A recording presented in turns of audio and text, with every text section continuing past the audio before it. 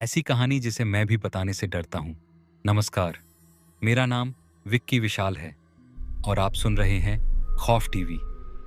कहानी शुरू करने से पहले अगर अभी तक आपने हमारे चैनल को सब्सक्राइब नहीं किया है, तो जल्दी से खौफ टीवी को सब्सक्राइब कर लो।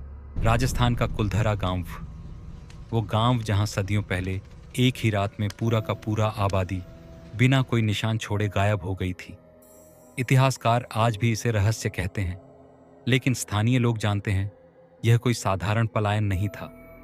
कहते हैं यहाँ की मिट्टी में आज भी उन लोगों की अधूरी सांसें दबी हैं, और जब रात गहराती है तो हवा में उनकी बददुआएं तैरने लगती हैं। दिन के उजाले में भी यह जगह सूनी और मरी सी लगती है, लेकिन जैसे ही सूरज ढलता है यहाँ की खामोशी बोलने लगती है। वो रात मुझे आज भी सपनों में सताती है।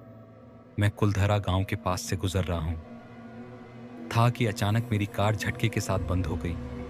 मोबाइल में नेटवर्क नहीं था, चारों तरफ रेगिस्तान की खामोशी, और सामने कुछ दूरी पर टूटी हुई दीवारों के बीच खड़ा था वो गांव।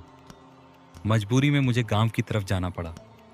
रात का वक्त था, आसमान में आधा चांद लटका हुआ था और हवा में अजीब सी ठंडक घुल चुकी थी जो सीधा रूह तक चुभ रही थी। जैसे ही मैंने गांव की पहली गली में कदम रखा, मेरे सीने पर किसी अनदेखे बोझ का एहसास होने लगा। दिल बिना वजह जोर जोर से धड़क रहा था और मेरे कदम जैसे मेरा साथ छोड़ने लगे। मुझे वहां नेगेटिव एनर्जी इतनी ज्यादा महसूस हो रही थी कि सांस लेना मुश्किल हो गया। ऐसा लग रहा था जैसे कोई हर पल मुझे देख रहा हो। लेकिन जब भी मैं पीछे मुड़कर देखता, सामने सिर्फ टूटी फूटी दीवारें, गिरी हुई छतें और घना अंधेरा होता। अचानक मेरे कान के बिल्कुल पास किसी के सांस लेने की आवाज आई। वो आवाज मेरी नहीं थी। मेरे पूरे शरीर में झंझनाहट दौड़ गई। मैंने तेजी से गर्दन घुमाई, लेकिन वहां कोई नहीं था। उसी पल मुझे एहसास हुआ मैं अकेला नहीं हूं।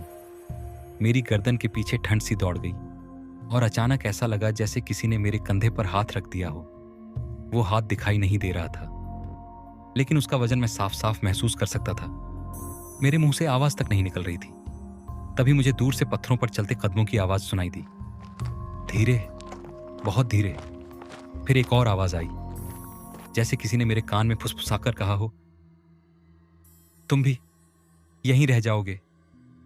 मैं डर के मारे पीछे हटने लगा, लेकिन मेरी टांगें जैसे जमीन में गड़ गई हों।